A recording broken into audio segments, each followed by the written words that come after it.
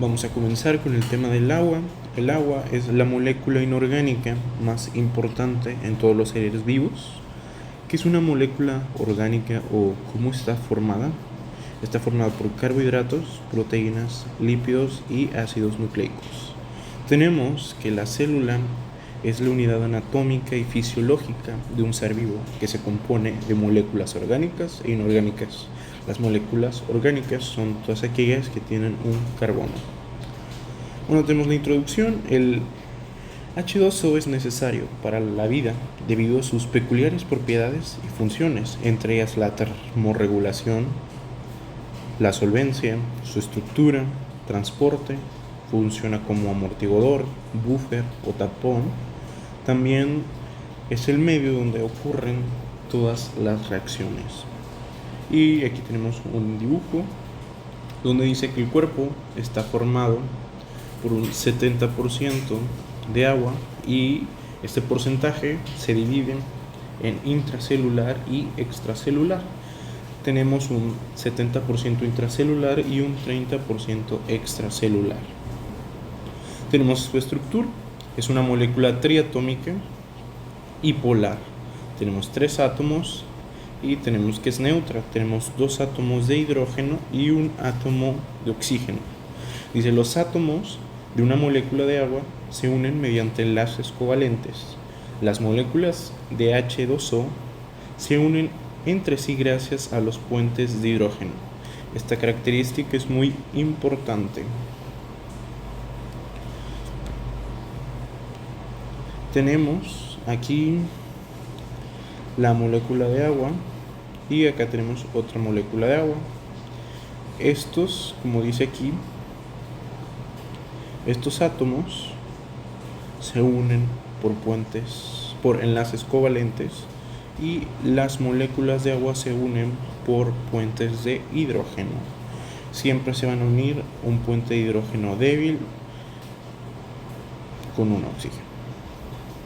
Pasamos a sus propiedades físico-químicas.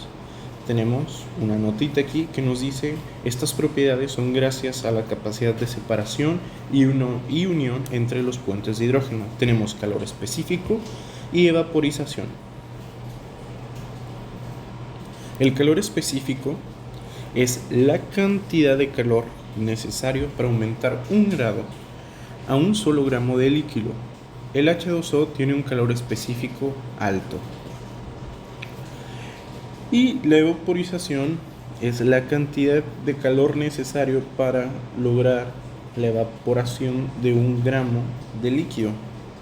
Por eso se dice que el H2O tiene un calor de vaporización alto. Tenemos la tensión superficial, que dice que se da gracias a la cohesividad. Básicamente, esto es como en un vaso de agua, tú le pasas el dedo y dependiendo la fuerza que tú apliques es si se va a unir o no se va a unir. Y si se va a hundir tu dedo, ¿verdad? Tenemos aquí que también funciona como amortiguador mecánico en el cuerpo. Tenemos la capilaridad. Básicamente tenemos un vaso y pues la capilaridad es lo que va a hacer que suba y descienda dependiendo la ubicación del vaso capilar. Tenemos que es un líquido para ascender a través de conductos de diámetro pequeño. Aquí tenemos un ejemplo que son los capilares sanguíneos. Tenemos su constante dieléctrica elevada en agua. Mide la propiedad que tiene un solvente para separar iones con carga opuesta. La constante dieléctrica es la propiedad de un solvente para separar iones con carga opuesta. También esto se relaciona con el momento dipolar. También cabe destacar que la estructura del agua es una forma tetraedrica. Tenemos 104.5 grados. Tenemos también la ionización. Esto nos dice que establece la base para definir la escala del pH. Del agua sale la escala del pH. También nos dice que es una propiedad para formar iones. Tenemos el ion hidronio, que se representa con un H3O con un subíndice positivo, que esto es igual a un ácido. Tenemos el ion hidroxilo, que es un básico, se representa con un OH con un subíndice negativo. Tenemos también la conductividad eléctrica, que es la capacidad del agua para dejar pasar la electricidad. Si nosotros queremos que pase mayor cantidad de electricidad, necesitamos agregar alguna solución, como los cristaloides, como un electrolito, para que pueda conducir de mejor manera la electricidad. Por eso se dice que para esto se necesitan iones. Asimismo, tenemos que el electrolito, lo que estaba comentando hace un momento, es una sustancia iónica en agua, que eso nos indica que nos va a dejar pasar la electricidad de una mejor manera.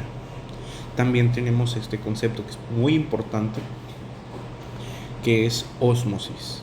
Es un flujo del agua a través de una membrana semipermeable en dirección de menor gradiente a mayor gradiente de concentración.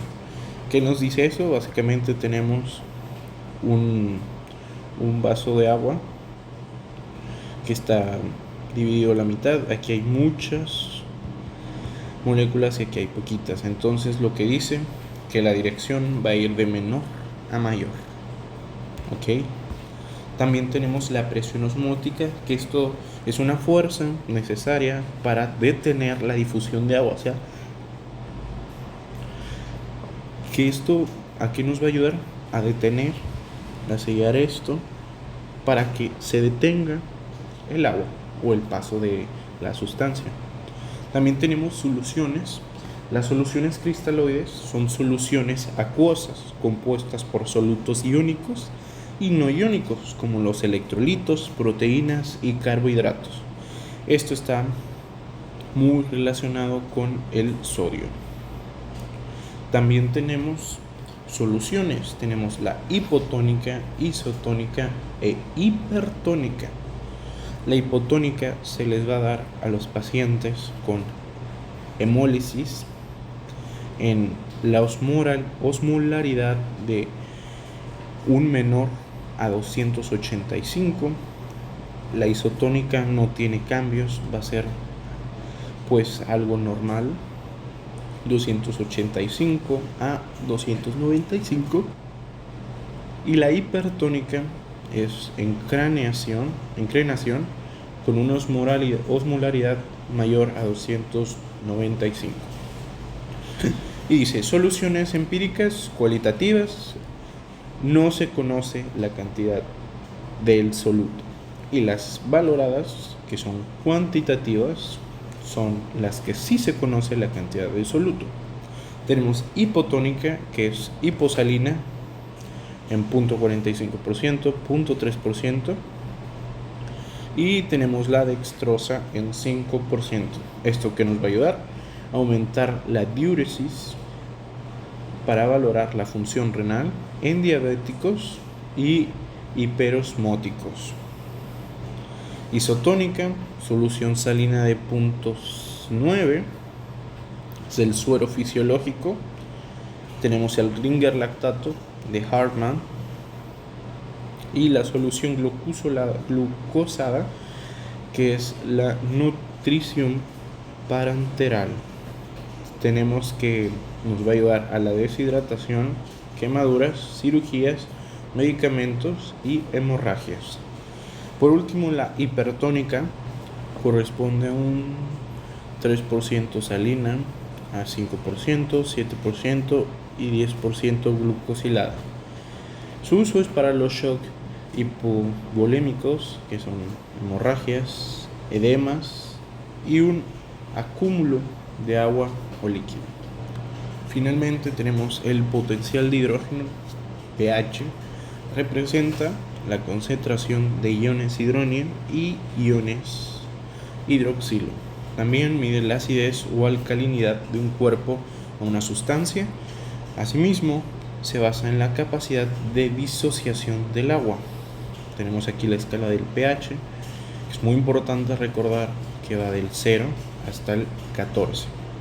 y su punto neutro es el 7. También tenemos que el pH fisiológico es de 7.35 a 7.45. Tenemos ácidos y bases débiles, son sustancias que se disocian débilmente o parcialmente. Asimismo, tenemos un sistema de regulación del pH, que también se les conoce como buffers, amortiguadores o tampones. Estos evitan el cambio brusco del pH. Por ejemplo, tenemos como un buffer extracelular el bicarbonato, que en el examen nos pueden preguntar como bicarbonato o normalmente puede ser HCO3. También tenemos el primer buffer intracelular, que es el grupo fosfato. También tenemos que una de las proteínas más importantes amortiguadoras es la hemoglobina. Órganos reguladores del pH son pulmones y riñones. Esto es muy importante. Bye.